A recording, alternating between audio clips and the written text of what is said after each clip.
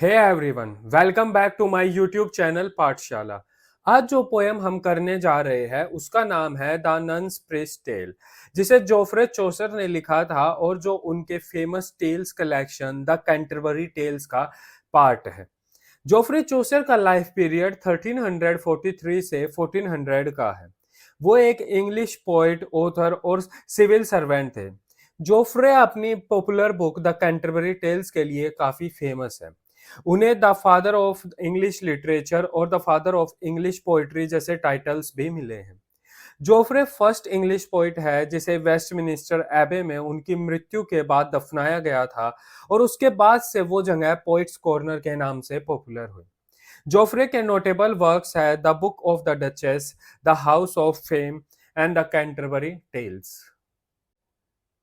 तो चलिए पोएम को स्टार्ट करने से पहले ब्रीफली थोड़ा द कैंटरबरी टेल्स जो उनके पोएट्री का कलेक्शन है उसके बारे में थोड़ा जान लेते हैं। द कैंटरबरी टेल्स को 1387 से 1400 के बीच लिखा गया था और इसे वाइडली इंग्लिश लिटरेचर के इम्पोर्टेंट वर्क्स में से एक माना जाता है। द कैंटरबरी टेल्स स्टोरीज का फ्रेमिंग डिवाइस एक पिलग्रिमेज है जो कैंटरबरी कैंट में थॉमस बैकेट के श्राइन तक जाता है। 30 पिलग्रिम्स जो इस जर्नी पर जा रहे हैं वो साउथवर्क में एक टबार्ड इन में इकट्ठा होते हैं जो लंदन में थेम्स के पास एक जगह है।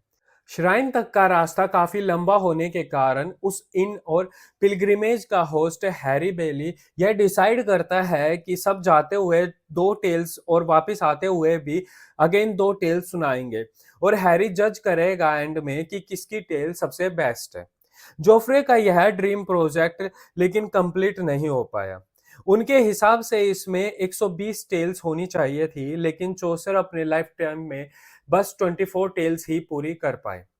तो चलिए आज हम उन 24 टेल्स में से एक द नन्स प्रीस्ट टेल को पढ़ते हैं। द कैंटरबरी टेल्स कलेक्शन में सब टेल्स के प्रोलॉग और एपिलॉग भी है। तो चलिए मेन टेल को स्टार्ट करने से पहले हम द नन्स प्रीस्ट टेल का प्रोलॉग देख लेते हैं। प्रोलॉग स्टार्ट होता है, मोंक जब अपनी टेल को सुना देता है तो नाइट प्लीड करता है कि अब और कोई ट्रेजेडीज ना सुनाई जाए। वो कहता है कि अब कोई ट्रेजेडी के अपोजिट कोई टेल सुनाई जाए, ऐसी कोई टेल जो प्रोटैगनिस्ट के प्रीवियसली लो फॉर्चून से उसके एक्सट्रीम गुड फॉर्चून में ट्रांसफॉर्म हो रही हो। हैरी नन के प्रीस्ट को नेक्स्ट टेल के लिए चूज करता है और डिमांड करता है कि वो कोई ऐसी टेल सुनाए जो उन्हें हैप्पी कर दे। तो सबकी डिमांड और रिक्वेस्ट पर प्रीस्ट अपनी टेल सुनाने के लिए रेडी हो जाते हैं और अपनी टेल को स्टार्ट करते हैं। टेल स्टार्ट होती है। एक पुअर और एल्डरली वुमेन अपनी दो डॉटर्स के साथ एक सिंपल से कॉटेज में रहती है। ये काफी सिंपल लाइफ जी रहे होते हैं। पोजेशंस के नाम पर विडो के पास 3 सोल्स, 3 काउस, एक शिप और कुछ चिकन्स है। चिकन में एक रूस्टर है जिसका नाम चोंटिक्लियर है। फ्रेंच में चोंटिक्लियर का मीनिंग सिंग्स क्लियरली होता है। चोंटिक्लियर एक ब्यूटीफुली कलर्ड कोक है जिसका कोम कोरल से भी रेड है और जिसकी बीक जेट से भी तेज है। चोंटिक्लियर चर्च क्लॉक से भी एक्यूरेट क्रो करता है और इतनी सारी खूबियां होने के कारण वो बार्नयार्ड में काफी पॉपुलर है। चोंटिक्लियर की काफी हैन वाइफ्स है जिनमें से सबसे ज्यादा वो प्यार पेटिलोटी नाम की एक हैन से करता है जो एक काफी ब्यूटीफुल और लवली हैन है। और चोंटिक्लियर पेटिलोटी पर पूरा ट्रस्ट भी करता है, इसलिए वो उसे अपनी सारी ग्लोरी और अपनी सारी प्रॉब्लम्स बताता है। एक दिन सुबह चोंटिक्लियर एक टेरिबल ड्रीम से घबराकर उठता है। वो ड्रीम में देखता है कि एक बीस्ट बार्नयार्ड में घूम रहा है और वो उसे पकड़ लेना चाहता है। उस बीस्ट का कलर और मार्किंग्स एक फॉक्स के सिमिलर थी। लेडी पैटेलोटी चोंटिक्लियर को ऐसे डरा हुआ देख काफी निराश होती है और उसे कहती है कि उसे ऐसे कावर्ड नहीं बनना चाहिए। ऐसे अपना डर दिखाकर उसने पैटेलोटी के लव को खो दिया है। आगे पैटेलोटी कहती है कि उसने ऐसा ड्रीम इसलिए देखा क्योंकि कल रात उसने ज्यादा खा लिया था और उसे लैक्सेटिव की नीड है। पैटेलोटी चोंटिक्लियर को प्रॉमिस करती है कि वो उसके लिए हर्ब्स ढूंढ कर लेकर आएगी, लेकिन चोंटिक्लियर कहता है कि उसे लैक्सेटिव की नीड नहीं है। पैटिलोटी को कन्विंस करने के लिए वो कहता है कि ड्रीम्स इंपॉर्टेंट होते हैं। इवन वो उसे उन लोगों की स्टोरीज भी बताता है जिन्होंने किसी मर्डर का ड्रीम देखा और बाद में वो डिस्कवर भी हुआ। अपनी थ्योरी को सही प्रूफ करने के लिए वो एग्जाम्पल भी देता है। वो कहता है कि एक बार एक आदमी अपने बेड पर लेटा हुआ था और उसे ड्रीम आता है कि उसके दोस्त को गोल्ड के लिए ओक्स के स्टॉल में मार दिया गया है और उसकी बॉडी को डंग कार्ट में छुपा दिया गया है। जगने पर वो आदमी उस डंग कार्ट के पास जाता है और उसे अपने दोस्त की डेड बॉडी उसमें मिलती है।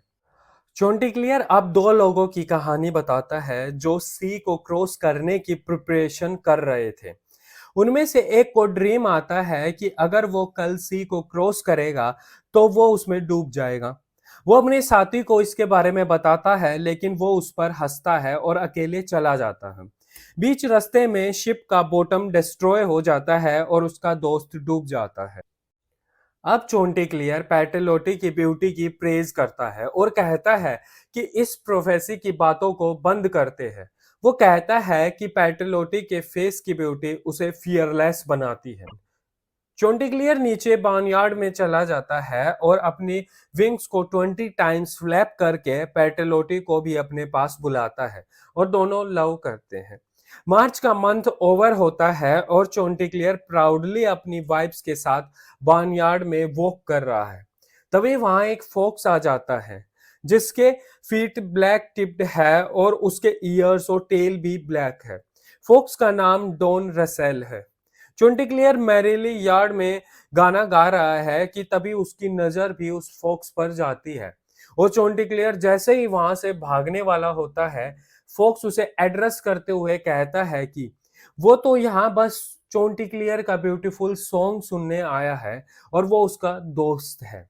इवन वो आगे कहता है कि वो चोंटिक्लियर के मदर और फादर से भी मिल चुका है और कहता है कि उसके फादर भी काफी अच्छा गाते थे। वो गाने से पहले अपनी नेक को स्ट्रेच करते थे और अपने टोज पर खड़े हो जाते थे। फोक्स पूछता है कि क्या चोंटिक्लियर भी अपने फादर की तरह गा सकता है और चोंटिक्लियर अपने टोज पर खड़ा होता है और अपनी नेक को स्ट्रेच करता है, अपनी आंखों को बंद करता है और जैसे ही वो गाने वाला होता है, फोक्स उसे उसके थ्रोट से ग्रैब कर लेता है और जंगल में भाग जाता है। पुअर विडो और उसकी डॉटर्स हैंस की क्राई सुनकर बाहर आते हैं और जंगल में फॉक्स के पीछे भागते हैं। आसपास के बार्नयार्ड के कुछ और लोग और कुछ और एनिमल्स भी उनके पीछे भागते हैं। चोंटिक्लियर फॉक्स से बात करता है और उसे कहता है कि उसे अपने पीछे फॉलो करने वालों को फेस करना चाहिए और उन्हें कर्स करना चाहिए और उन्हें कहना चाहिए कि वो इसे खाने वाला है। फोक्स एग्री हो जाता है और जैसे ही वो बोलने के लिए अपना मुंह खोलता है, चोंटिक्लियर सडनली उसके मुंह से निकलकर एक ऊंचे पेड़ पर चला जाता है। फोक्स अगेन ट्राई करता है कि वो चोंटिक्लियर को परसुएड कर ले, उसे बहला फुसला कर वापस से फिर से अपने पास बुला ले। वो कहता है कि उसने उसकी इंटेंशंस को गलत समझ लिया और चोंटिक्लियर को नीचे आ जाना चाहिए क्योंकि वो उसे सच बताना चाहता है कि उसने ऐसा क्यों किया। पर इस बार चोंटिक्लियर उसकी इंटेंशंस को जानता था, वो अपना लेसन सीख चुका था। फाइनली फॉक्स खुद को कर्स करता है क्योंकि जब उसे मुंह बंद रखना चाहिए था तब वो चोंटिक्लियर की बातों में आ गया था। नरेटर टेल के एंड में सबको एड्रेस करता है और कहता है कि हमें इस टेल से मोरल लेना चाहिए कि हमें लोगों की फ्लैटरी में नहीं आना चाहिए और हमेशा वाइजली काम करना चाहिए। और इसी के साथ हमारी यह टेल खत्म हो जाती है। So thank you guys, that's it for today. Don't forget to like, share and comment on the video and subscribe.